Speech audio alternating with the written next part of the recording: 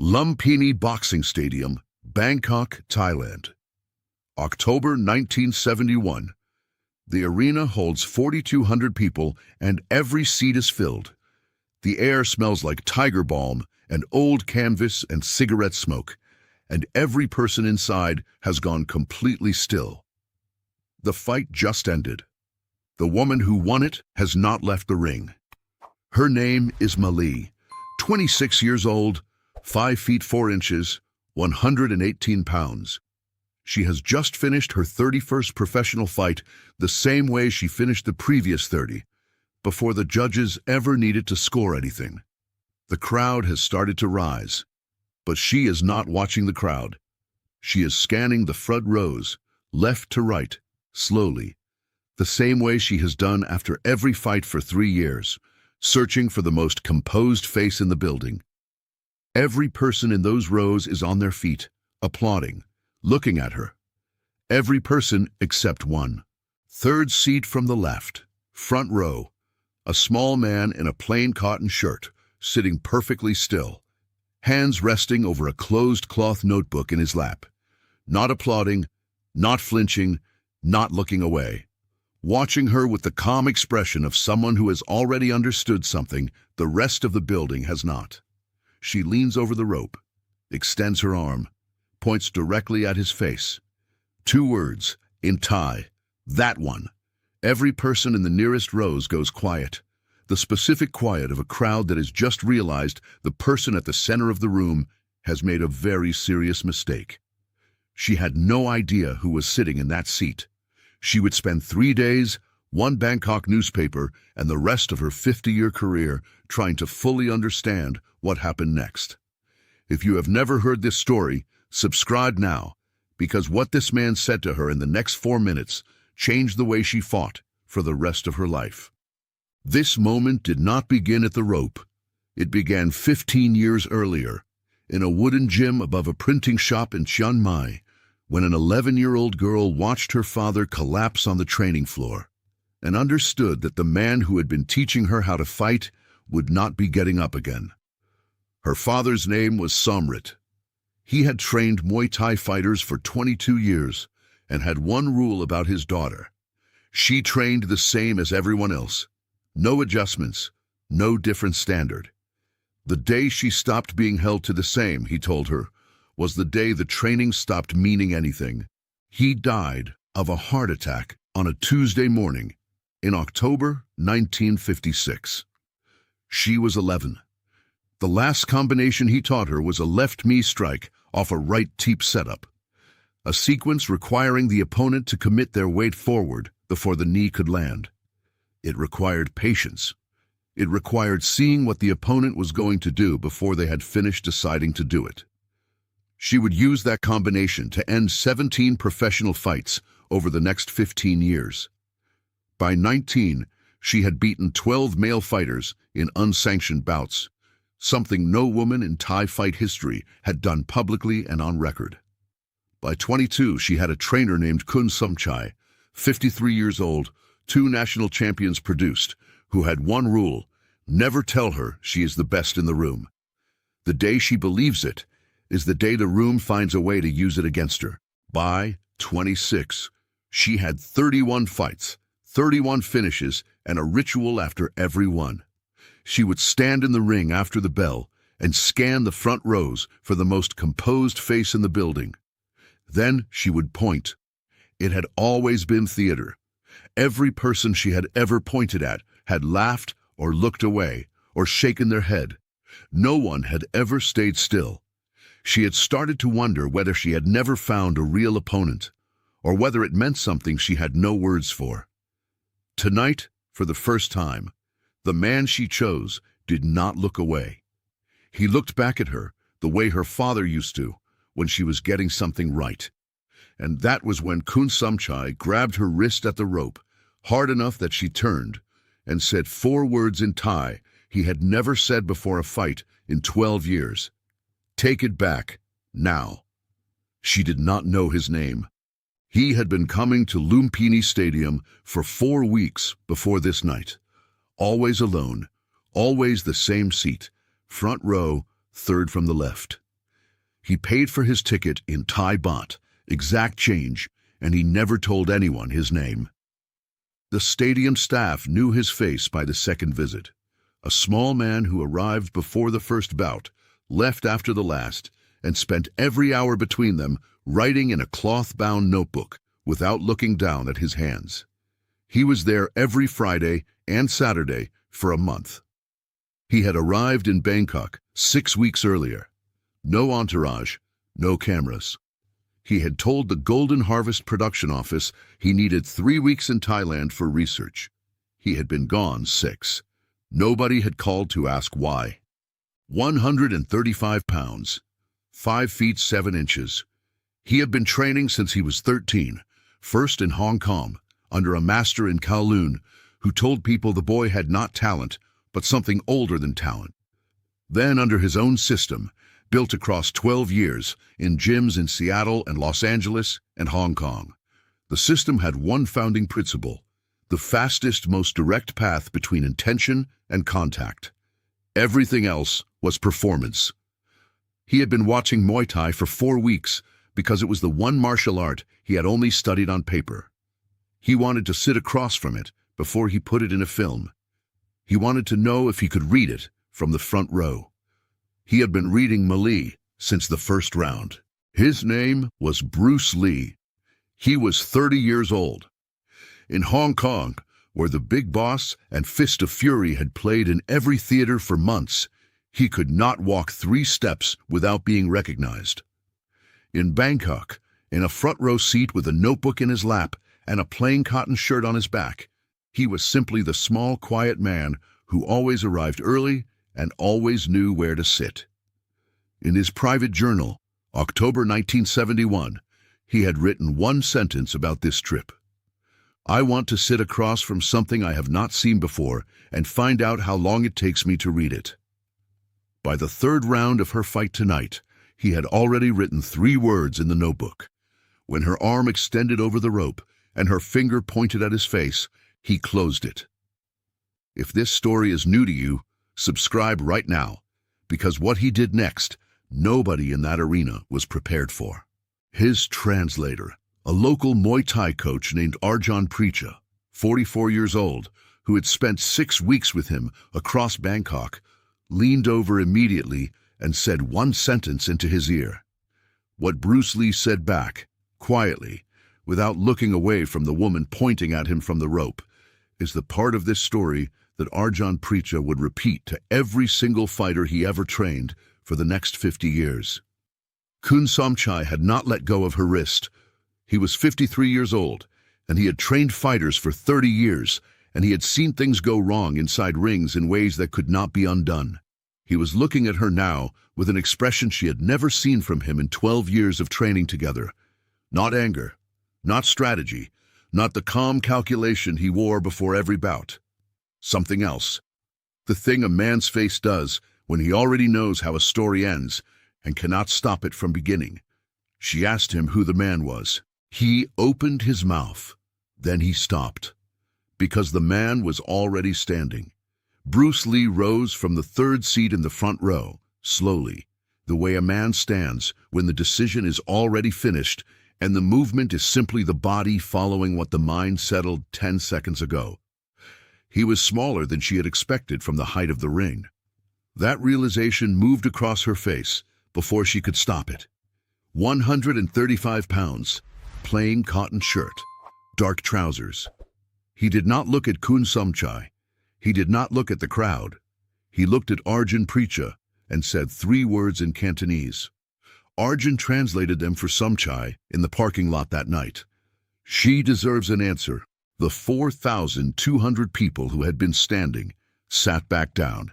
Not together, not on a signal, just the involuntary settling of a crowd that understands without being told that something has moved from entertainment into event. Bruce Lee stepped over the low barrier between the front row and the competition floor. He walked to the edge of the mat and removed his shoes, lined them up against the corner post, toes forward, and walked to the center in his socks. He stopped 8 feet from her. The head referee, Kun Ratana, 18 years officiating at Lumpini, 52 years old, stepped between them, looked at Bruce Lee, and asked one question in Thai. "You are certain?" Bruce Lee did not answer. He had already begun to watch her. She came forward first. The left teep, full body weight, front leg extended, the same opening she had used to measure distance in every fight for 3 years. He was not there. He had moved 30 degrees inside the arc of her kick before her foot completed its path. Not backward, sideways, and forward, the exact angle that removes a kick's power before it arrives. She had never had anyone move into her teep before, not once in 31 fights. The next 90 seconds she used everything that had ended every fight for 3 years. The right elbow to left knee sequence, the rear leg roundhouse that had sent 2 fighters to the hospital in 1970. None of it landed clean. Not one combination reached him the way it was designed. He did not counter. He redirected. The difference was visible to the 12 trained fighters seated at ringside and invisible to everyone else in the building. The difference between a man who reacts to force and a man who reads the intention behind it before the body has finished committing. Arjan Precha, gripping the rope at the barrier, would describe it the same way every time for the next 50 years. He was not fighting her. He was reading her, the way a man reads something he has been trying to find for a very long time. At 2 minutes, she threw the combination she had never needed to use twice in the same fight. He slipped the elbow, absorbed the knee against his hip, and when the spinning heel came, the one she had thrown successfully 11 times in competition and missed 0, he dropped 4 inches beneath it at the precise moment she had fully committed her weight to the rotation and placed one open hand flat between her shoulder blades as she completed the spin. Not a strike, not a push, a placement. She stumbled 2 steps forward, not from force, from the geometry of contact at the exact wrong point in her own momentum. She turned back. He was standing in the same position, hands at his sides, not breathing hard. He had not thrown a single strike in 2 minutes and 40 seconds. She looked at his face for the first time since he had walked out. There was no aggression in it, no strategy being calculated, no performance. He was looking at her the way her father used to look at her when she was 11 years old and getting something right for the very first time. He took 1 step toward her. He stopped. He said something. 4 sentences in English, quietly enough that only she and Kun Ratana could hear. Mali did not speak English. She understood every word. And for the first time in 31 professional fights, in front of 4,200 people, she did not move. Kun Ratana had been officiating fights at Lumpini Stadium for 18 years. He had stood at the edge of hundreds of bouts. He had watched men get knocked unconscious, carried off canvas, helped to corners by their trainers. He had seen every version of what a fight could produce inside a ring. He would tell Arjan Precha in the parking lot that night that he had never in 18 years heard anything said inside a ring that stopped a fighter the way those 4 sentences stopped her. He remembered them exactly. He repeated them to Arjan word for word, standing next to a parking attendant's booth under a single fluorescent light at 11:30 at night, still in his referee's whites. Bruce Lee had said this: "You fight like you already know you are going to win. That is your gift. It is also the only thing in the world that has the power to beat you." Then the second sentence, the one that made Mali go completely still. "Your father taught you patience. You forgot the second half of it." She had never mentioned her father to anyone in Bangkok, not to Kun Somchai, who had trained her for 12 years, not to her manager, not in any newspaper interview in 3 years of professional fighting in the city. The only people who knew about Somrit, about the wooden gym in Chiang Mai, about the Tuesday morning in October 1956, about the left knee combination he had taught her the week before he died, were people who had been in that gym. There were 4 of them still living. None of them were in Bangkok. Arjan stopped walking when Ratana finished. The parking attendant looked up. Neither Arjan nor Ratana spoke for 90 seconds. Then Arjan said, "How did he know that?" Ratana shook his head. He did not have an answer. Inside the ring, Bruce Lee bowed to her, a full formal bow. Not the competitive nod fighters exchange before a bout, but the bow given between two people who have seen something real in each other that the crowd behind them has not. She stood still for 3 seconds, then she bowed back. She would say in a documentary interview in 1993 that it was the first time in her entire career she had bowed to someone inside the ring and truly meant it. He walked to the edge of the mat, put his shoes on, standing, without sitting down, picked up his notebook from the tournament official who had been holding it, stepped back over the barrier, walked to the tunnel exit without speaking to anyone and without looking back. If you are watching this for the first time, subscribe right now, because what she found 3 days later in a Bangkok newspaper is the part of this story almost nobody knows. The 4,200 people in the arena made a sound as he disappeared into the tunnel. Not cheering, not applause. The specific sound a crowd makes when it has witnessed something it cannot name, and will spend the entire drive home trying to describe. Kun Somchai met her at the corner. He looked at her for a long moment. Then one sentence. "Now do you understand why I told you to take it back?" She did not answer. She was still looking at the tunnel where he had gone. 3 days later, Bangkok Post, entertainment section, page 4. A photograph. A small man in a plain cotton shirt, standing outside a Bangkok training gym, mid-conversation with a local coach. Relaxed, unhurried. The same expression he had worn in the front row of Lumpini Stadium on Friday night. The caption beneath it read, "Bruce Lee, star of The Big Boss and Fist of Fury, photographed in Bangkok while conducting research for his upcoming international production." She read it once. Then she read it again. Then she sat at her kitchen table and did not move for a long time. She found a real print of The Big Boss playing at a theater on Silom Road and watched it twice in the same afternoon, alone in the third row. She watched the way he moved between opponents, not reacting, reading. The way he controlled distance, the way a musician controls tempo, making everything around him respond to a rhythm he had already decided on. She watched his hands. She watched his feet. And somewhere in the second screening, in the dark of that theater on Silom Road, she understood exactly what she had been looking at across 8 feet of canvas on Friday night. She went back to training the following Monday. Kun Somchai noticed the change immediately, but said nothing for 3 days. On the 4th day, after a sparring session, he sat down on the bench beside her and said, "Whatever happened in that ring, it fixed the thing I have been trying to fix for 2 years. She told him what Bruce Lee had said, about the gift, about the thing that had the power to beat her, about her father and the second half of patience. Somchai listened without interrupting. When she finished, he was quiet for a moment. Then he said, "He watched you fight for 4 minutes. She nodded. He shook his head slowly, the way a man does when something confirms what he has always believed about a very specific kind of person. In 1993, a Japanese documentary crew arrived at her gym in Chiang Mai. At the end of 2 hours of filming, they asked her one final question. She answered it, and what she said next made the director stop the cameras and ask her to say it again. The documentary crew set up their cameras again. She said this, "He did not beat me. He showed me what I had not yet seen. A fighter who beats you takes something away.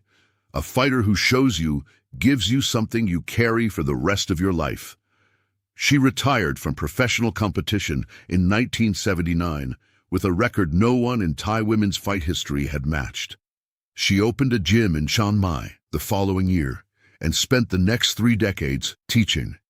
Every fighter who trained under her said the same thing about her coaching, that she taught patience the way most trainers taught technique, as a discipline, as a practice, as something that required as much daily work as any combination she had ever thrown.